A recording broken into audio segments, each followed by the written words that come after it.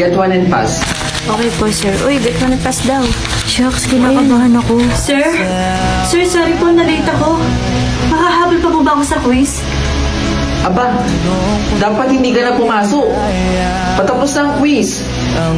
Sir, pasensya na. May sakit po kasi yung nanay ko. Ano ba namang rason yan? Wala na bang magbabantay sa nanay mo? Naapektuhan yung pag-aaral mo. Sir, hindi na po mauulit. Hindi ka na mag-quiz. Labas. Grabe naman si Sir Rosario. Sir, Labas.